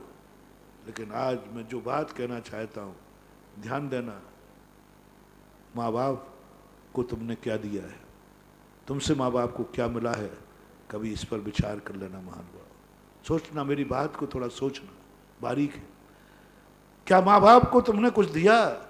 क्या 24 घंटे में कभी तुमने ये विचार किया कि मैं माँ बाप को क्या दे पाया, मैं माँ बाप को क्या देना चाहता हूँ? कौन सी चीज है, कौन सा विचार है जो तुम माँ बाप के लिए देने के लिए सोचते हो? शेयर करता हूं, सपोर्ट करना। कितने पिता हैं जिन्होंने अपनी कमाई बेटों के नाम की है, मकान किए। एक से एक थोड़ा सा उदाहरण दे रहा हूं। कितने माँ बाप हैं जिन्होंने बेटों के नाम से मकान, संपत्ति, जायदाद, दुकान, व्यापार, एफडियां बनाई। कितना परसेंट मान लो? नहीं, माँ बाप ने 90%, 95%। हाँ, माँ बाप ने अपनी संपत्ति, अपनी कमाई 100% मान लो तो कोई बड़ी बात नहीं। सोच, बच्चे के जन्म होते ही सोच चालू हो जाता। मैंने कहा ना, 40 साल के बाद, 45 साल के बाद बाप अपने लिए नहीं जीता, बच्चों के लिए जीता है, बच्चों के लिए करता है, सब कुछ उसका सोच विचार मन वचन का है, सब खाना पीना सब कुछ भी अपने लिए बचता ही नहीं है, वो बच्चों के लिए बचता है और उनके लिए कमा के बहुत छोड़ा है। मैं बेटों से कहना चाहता हूँ, महानुभाव, थोड़ा सा तुमसे 1 मिनट के लिए शेयर करना चाहता हूँ। तुमने अपनी ज़िंदगी में माँ बाप के लिए कितना सोचा, कितना दिया, कितना कमाया? कितने बेटे हैं जो मकान खरीदते समय कहें ये बाप के नाम होगा, ये कमाई बाप के नाम होगी? बाप ने तो सोचा है कि ये प्लाट बेटे के नाम खरीदूंगा, 4 बेटे हैं 4 बेटों के नाम करूंगा, 4 बेटे हैं तो 4 प्लाट कर दे के कमा के 4 प्लाट दे देगा, लेकिन चारों बेटे मिलकर के बाप के नाम पर 1 प्लाट नहीं करेंगे। वो 4 प्लाट कर दिया, 4 मकान कर देता, सब कुछ कर देता है। क्या दिया है तुमने? कभी सोचा? हर व्यक्ति एक ही बात कहता है, माँ बाप से मुझे क्या मिला है? इसी में मर जाते हो और दुर्गति में सम्मूर्छनों में पैदा होगे। ध्यान रखना, जो व्यक्ति सारी जिंदगी यही सोचता रहा, माँ बाप से मुझे क्या मिला है, मैं बहुत बड़ी बात कह रहा हूँ, सम्मूर्छों से बचाने वाला भगवान नहीं है, गुरु नहीं है। तुम सम्मूर्छनों में नपुंसकों में पैदा होगे। कौन है? कौन है? भक्ति नहीं, ये पर बचाएंगे, पर बचाएंगे। थोड़ा दूसरे के लिए सोचो कि मैंने माँ बाप को, मेरे से माँ बाप को क्या मिला है? क्या मिला मेरे से भगवान को, माँ बाप को मैंने क्या दिया? ऐसे ही आ जाओ परिवार के लिए। परिवार से तुम्हें क्या मिला ये तो तुमने सोच लिया, लेकिन परिवार को तुमने किस किस को क्या दिया? तुम्हारे द्वारा परिवार को क्या मिल रहा है? अपनों से तुम्हें क्या मिला, लेकिन अपनों को तुमने क्या दिया? गुरु में आ जाओ, गुरु से तुम्हें क्या नहीं मिला, क्या मिला, वो हिसाब तो तुम लगा चुके हो। गुरु ने मुझे क्या दिया है? क्या दिया गुरु ने मुझे? ये तो तुम कहते मिलोगे। तुमने गुरु को क्या दिया? कभी सोचा मेरे से गुरु को क्या मिला?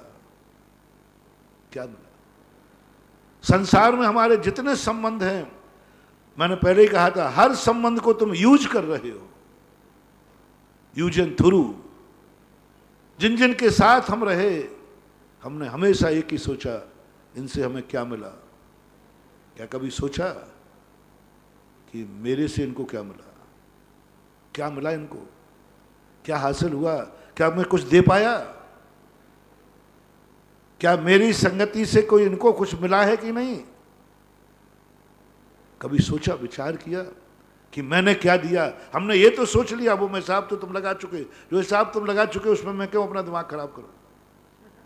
हाँ, कि मुझे इससे क्या मिला, लेकिन कभी तुमने सोचा मैंने इसको क्या दिया, मेरे से क्या लाभ हुआ इनको?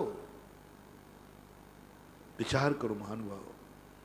जिस दिन तुम ये सोचना शुरू कर दोगे, मुझे कुछ मिले या नहीं मिले, जो भी वस्तु मेरे संपर्क में आएगी मैं उसे कुछ दे के रहूँगा, उसे कुछ ऊंचा उठा के रहूँगा, उसको कुछ सुख के 2 मुस्कानें दे के रहूँगा। एक बीड़ा उठाना है। मेरे द्वारा जो भी मेरी संगति में आएगा उसकी इज्जत बढ़ाऊंगा, उसकी शान बढ़ाऊंगा, उसको ऊंचाइयों पर पहुंचाऊंगा,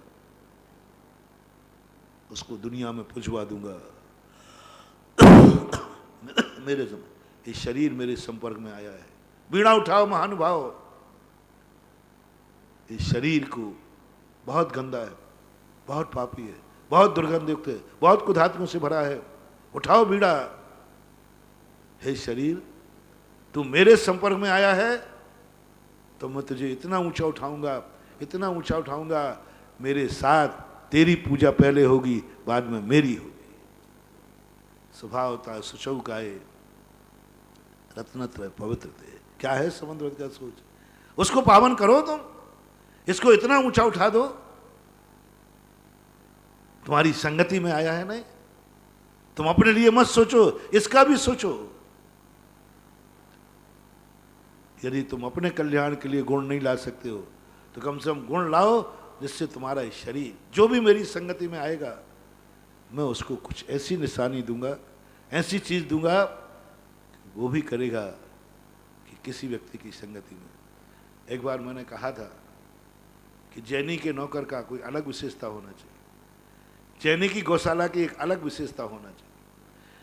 जैनी को एक ही नियम लेना है, जो मेरी संगति में आएगा उसको मैं ही कुछ यूज नहीं करूंगा, उसको भी कुछ दूंगा।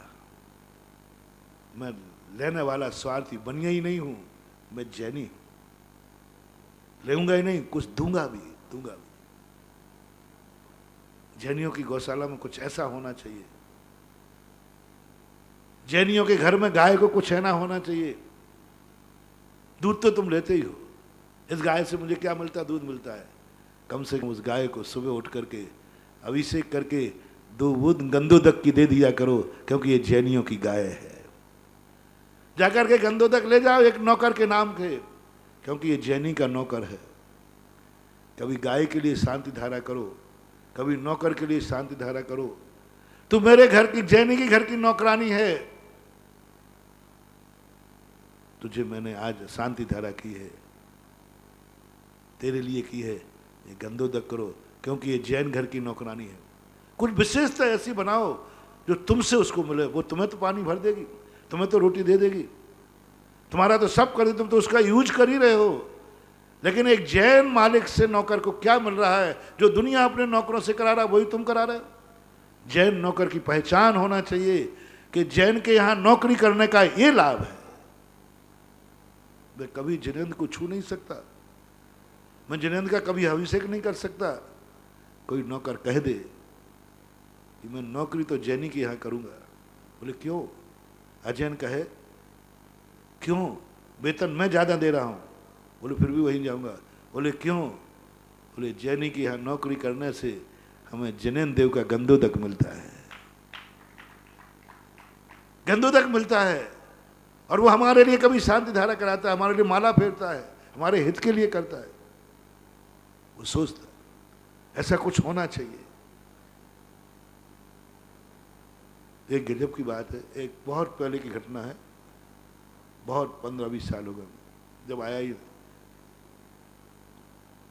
आर.के. मारवाल वालों की खान में एक व्यक्ति की ट्रेजरी हो गई, खान से दब के मर गया। हमें पुलिस वाले ने बताया।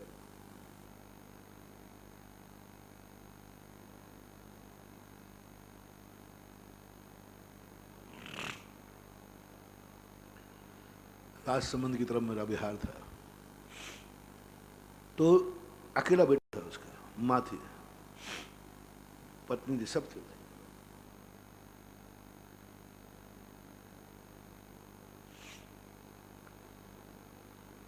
बच्चा मर गया। पुलिस आई, पुलिस ने कहा माँ जी आप रिपोर्ट लिखाइए कि आपका बेटा आर.के. मारवाल की खान में मर गया।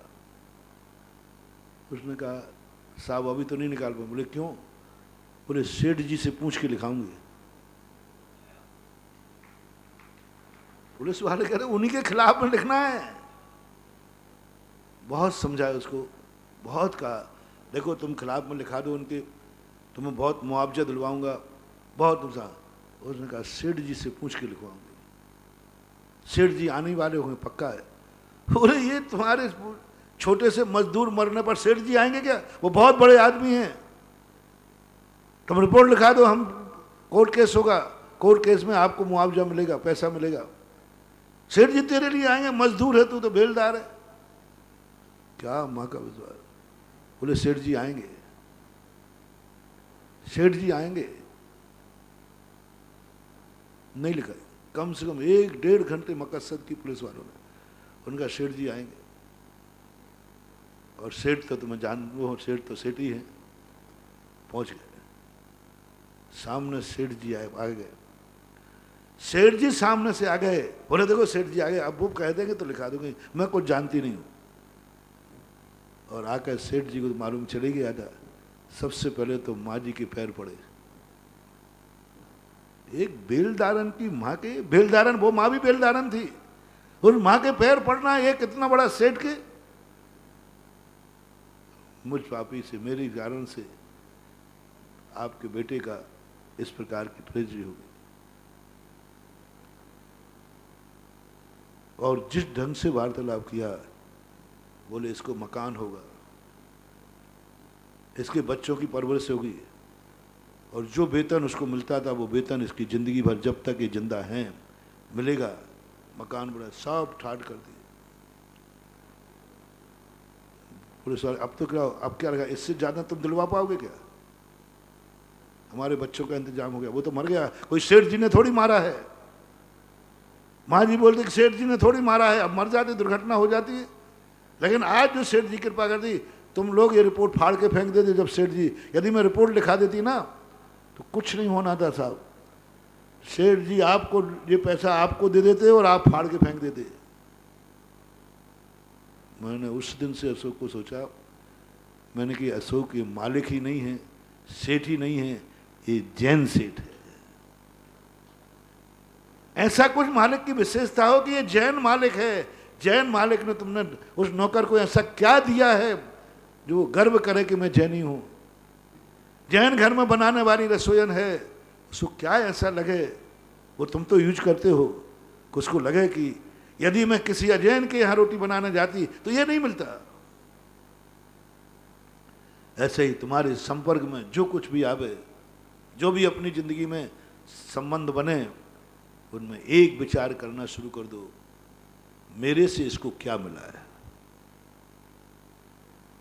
मेरे से इसको क्या मिला, बस और कुछ नहीं बोलना, कुछ ज्यादा नियत नहीं बदलना। अभी तक अपन यही सोच रहे मुझे इससे क्या मिला है। हर संबंध के बाद में हर संबंध में यह सोचना कर शुरू कर दो, मेरे से इसको क्या मिला है। बस कुछ नहीं कर, ज्यादा गड़बड़ नहीं कर रहा हूं, थोड़ा पांसा पलट रहा हूं। वो नौकर भी हो सकता है, एक पेड़ भी हो सकता है। एक पेड़ तुम्हारे खेत में सामने लगा है, उस पेड़ से तुम्हें क्या मिला तुम जानो, तुमने हिसाब लगा लिया। तुम्हें कुछ नहीं मिलता तो काट डालते हो।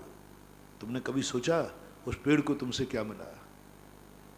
ऐसा कुछ बताओ जो पेड़ यदि कहीं होता तो ये नहीं मिलता, इस मेरा पेड़ होने पर, मेरे बगीचे के पेड़ होने पर इसको ये मिलता है। क्या मिलता है बोलो? क्या मिलता है इन पेड़ों को, इन हरियालियों को? इनसे हमें सब कुछ मिलता है। तुमने क्या दिया उसको? हवाएं चलती हैं, इनसे तुम्हें श्वास मिलती है। माइंड करना, इनको श्वास मिलती है। तुमने इन श्वासों को क्या दिया है? यूज किया है? यूज किया है? हमने कभी श्वासों को दिया? अरे जैनी की श्वास अलग होना चाहिए। जो दुनिया कहे, ऑक्सीजन भी कहे, प्रकृति भी कहे कि दुनिया श्वास लेती है और छोड़ती है, लेकिन जैनी जब श्वास लेता है तो नमोकार मंत्र के साथ और छोड़ता है तो नमोकार मंत्र के साथ। ये जैनी की श्वास है। हमने उस हवाओं को क्या दिया है? कह सको, हे हवा तेरे साथ मैंने नमोकार मंत्र बना, लो तो नमो अरिहंताणम, छोड़ो तो नमो सिद्धाणम, लो तो नमो आइडियाणम, छोड़ो तो नमो वज्जायाणम, लो तो नमो लोहे और छोड़ो तो सब शाहुणम। ये श्वासों पे बैठाल दो, श्वासों पर बैठाल दो। और श्वास भी कहे मैं तो जैनी के पास जाऊंगी, क्योंकि वहां हर नव श्वास में लेते और देते समय नमोकार मंत्र दिया जाता है। ऐसे हर चीज अग्नि पर लगा लो, अग्नि तुम्हारे काम आती है। कभी दीप जलाए तुमने? कभी मंदिर का एक दीप जला दिया करो, एक दीप मंदिर में। इसलिए ये आठों द्रव्यों के संबंध में ऐसे ही मत समझना। मैं कभी बताऊंगा इसका चिंतन। आठों द्रव्य परमार्थ रूप तो हैं ही, लेकिन व्यवहार रूप भी है, संसार रूप भी। ऐसे मैंने एक बार कहा था ना, जल, कुछ ऐसा करो जैनी के हाथ में आया हुआ जल, दुनिया के हाथ के आने हुए जल में क्या अंतर है? क्या अंतर है? सारी दुनिया पीती है, सारी दुनिया नहाती है, सारी दुनिया पैर धोती है, सारी दुनिया गंदगी साफ करती है, ये तो पापी भी करते हैं हम। लेकिन जैनी का जल वो है जो सबसे पहले उठ करके भगवान के सिर पर जान ले जाता है। वो जल को कहाँ पहुंचा दिया तुमने? भगवान के उस सिर पर गंधोदक बना दिया, इतना पावन बना दिया कि मुनिराज भी सिर पर लगा रहे हैं। ऐसा कुछ होना चाहिए। जल ने तुम्हें क्या दिया है? जल को तुमने क्या दिया है? ये तो तुमने सोचा है जल से मुझे क्या मिला, ये तो हिसाब। अब बताओ जल को तुमने क्या दिया है? क्या दिया है जल को? क्या दिया है जल? ऐसे ही पृथ्वी से तुमने क्या सब कुछ लिया है, मकान लिए, जायदाद लिए, कभी एक पत्थर को उठाकर मंदिर में लगाया? ये ईंट लगाने की परंपरा ऐसे ही चली। कम से कम तुम जैनी है, जैनी मकान बनाएगा, लेकिन उस मिट्टी को उठा करके, पत्थर को उठाकर एक मंदिर में भी चिनवाएगा, एक मूर्ति भी बनाएगा, क्योंकि जैनी के हाथ का पत्थर गया। हर जैनी के हाथ में पत्थर जावे तो उसको ये उम्मीद हो कि एक ना एक दिन मेरी जाति कभी ना कभी भगवान बन के पूजेगी, क्योंकि इसमें जैनी का हाथ लग गया है। हर चीज में देखना, हर संबंध को बताओ, स्वयं समस्याओं का समाधान करो। बस आज का मंत्र सबके लिए है, सारी दुनिया के लिए एक मंत्र है, तुम्हारे साथ जो है उनको तुमने क्या दिया है? क्या मेरे से कुछ उनको मिला है? ये सोचना चालू करो, क्या मिला है? सोच लो।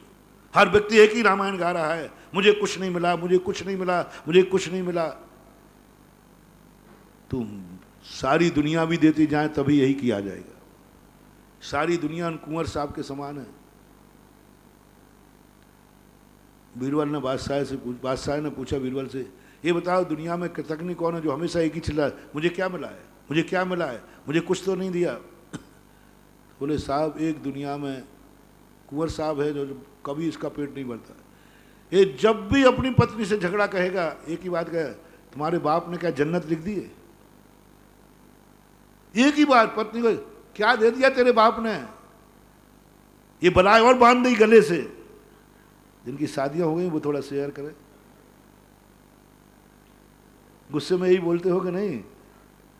तुम नहीं बोलते होगे तो कोई बोलता हो। क्या बकस दिया तेरे घर बाप ने? 100% तो नहीं कहूंगा, 90% पत्नी से झगड़ा होते हुए यही कहते, क्या बकस दिया तेरी बाप ने, क्या दे दिया? अरे भाई उसने पागल भागल जैसी दी तो है, तूने तो वो भी नहीं दिया। उसने कम से कम दी तो है, बेटी तो दी है, तूने तो कुछ भी नहीं दिया। फिर भी जिंदगी भर की, जब भी सासू बहू झगड़ा होगा तो कौन सी अमानत बच सकती? यही सोचना। कभी सोचा कि उसने तो बेटी दी है, मैंने क्या दिया? और संसार के कुंवरों सुन लो कान खोल करके, आज से ये देखना है, तुम्हें सोचना है, इस ससुराल के बालों ने हमें बिटिया दी है, मैंने उनको क्या दिया? मैंने क्या दिया? कुछ भी तो नहीं दिया। क्या दिया तुमने? तुम्हारे घर में आई, तुम्हारी गृहस्थी चलाई, तुम्हारा वंश बढ़ाया, तुम्हें रोटी बना के खिलाई। बेचारे का बेटे के नाम भी नाम नहीं चलना, बाप का गोत्र चलता है, उसको तो क्या मिला बता दो? एक नारी को क्या मिला बता दो? क्या मिला? मैंने नारी के संबंध में सोचा। ससुराल वालों को, तुम्हें बेटी को दिया, उन ससुराल वालों को क्या मिला? ससुराल कितनी पीढ़ियों तक चलती है संबंधों में? रिश्तेदारी कितनी पीढ़ी तक चलती ससुराल की? एक पीढ़ी मामा नाना तक, बस। और क्या? 2 पीढ़ी, ससुराल खत्म। उसको तो क्या मिला? वह कन्या तुम्हारे यहाँ आई, उसको क्या मिला? और तुम्हें क्या मिला? सब कुछ मिला। वंश मिला, संतान मिली, पीढ़ी दर पीढ़ी मिली। नारी को कुछ नहीं मिलता है। फिर भी हमेशा एक ही गाली कि तूने मुझे क्या दिया है? थोड़ा विचार करना महानुभाव, थोड़ा सोचना। पर्वों का लक्षण के बाद हम कह रहे हैं, इसलिए कभी एक बार सोचना, मैंने इस नारी को क्या दिया है? मैंने इस ससुराल वालों को क्या दिया है? मेरे से इनको क्या लाभ हुआ है? बता दो। सोचो, आज के बाद सोचो कि नहीं, आज के बाद मैं भी सोचूंगा मैंने इनको क्या दिया है। अन्यथा ध्यान रखना, बीरबल ने तो छांट दिया, तो राजा ने कह दिया, जो ऐसे कृतज्ञ कभी उपकार नहीं मानते। नहीं साहब, कभी किसी को कुछ देने का सवाल ही नहीं होता है। कौन है ऐसा व्यक्ति जो लेते ही लेता है, देता कभी नहीं है? लेते ही लेता है, ससुराल देता। बोले साहब कुंवर साहब है, जितने बार जाएंगे उतने बार सीख लेके आएंगे। दे के नहीं आते, लेके सासू से लेके आ, और नहीं देवे तो यदि कुंवर साहब के पैर नहीं पड़े जाए, वो बेचारी सासू भूल जाए तो आपे से बाहर हो जाते। हमारे कल वहाँ भी मांगते, सब मांगा मुंगी करते थे। अरे थोड़ा तो विचार कर भाई, थोड़ा दे के भी तो आना सीख। फांसी पे चढ़ा दो इनको सबको। वो फांसी नहीं हुई, वो प्रसंग नहीं है, लेकिन कहने को कह रहा हूं महानुभाव, देना सीखो। आज इन पर्वों के समाधान बता रहा हूं, स्वयं की समस्याओं का समाधान जो मैंने पर्वों में पाया है, पर्वों के 10 लाख क्षण चिंतन में पाया है, वो तुम्हारे लिए परोस रहा हूं कि आज के बाद, इन पर्वों के बाद एक मन बनाओ, जो मेरे साथ है मैंने से उसको क्या मिला है। ये मत सोचो कि मुझे क्या मिला है। आज मंदिर जाना, ये सोचना कि मेरे से भगवान को क्या मिलेगा। मिलता है, सब मिलता है। मैं भगवान को कुछ दे पाया या भगवान से लेते ही रहा। हर व्यक्ति मंदिर जाते समय सोचता है, इस मंदिर से मुझे क्या मिलेगा, पहले ये बताओ। इस भगवान से मुझे क्या मिलेगा, ये बताओ। इस शांति धारा से क्या मिलेगा, ये बताओ। इस अभिषेक से क्या मिलेगा, ये बताओ। कभी सोच, आज के बाद सोच, मेरे इस अभिषेक से भगवान को क्या मिलेगा, मेरे मंदिर आने से भगवान को क्या मिलेगा, मेरे ये कार्य करने से गुरु को क्या मिलेगा। इस पर विचार करो। ये विचार तुमने करना शुरू किया, तुम्हारी जो समस्याएं जो तुमने पैदा की हैं, वे समस्याएं उसी दिन खत्म होना शुरू हो जाएंगी जिस दिन तुम ये सोचना चालू कर दो। हर चीज पे छोड़ना। गाय से मुझे क्या मिला है, गाय को मैंने क्या दिया है, सोचो। गाय को क्या दिया तुमने, नौकर को क्या दिया तुमने, क्या वो उसको कहां नहीं मिल सकता था, कहां नहीं मिल सकता। कुछ ऐसा दो जो दुनिया में नहीं मिल सकता, मेरी संगति में मिल सकता है। ऐसा कुछ देने का प्रयास करो। यदि ये सोच अपन ने बना लिया तो वो हितकारी वाणी, हितकारी वह है जब हम देना सीखेंगे, और स्वार्थ वह है जब हम लेना सीखेंगे। जब जब हमें लेने की बात आए तो समझ लेना मैं बनिया बन गया हूं, मैंने सब में घटा दिया। चाहे वो भक्ति हो, चाहे यदि हम अंदर आए, इन भगवान से हमें क्या मिलेगा, बनिया बन के आए, जैनी बन के नहीं आए। चाहे प्रवचन देने वाला क्यों ना हो, यदि उसके मन में स्वार्थ है कि इस प्रवचन से मुझे क्या मिलेगा, मेरी ख्याति मिलेगी, मुझे इज्जत मिलेगी, मैंने फलाना ऐसा टॉप का, तो भी समझना ना तुमने बनिया बन के प्रवचन दिया। और हितकारी दोगे तो जैन बन के दोगे। मेरे इन प्रवचनों से दुनिया को क्या मिला,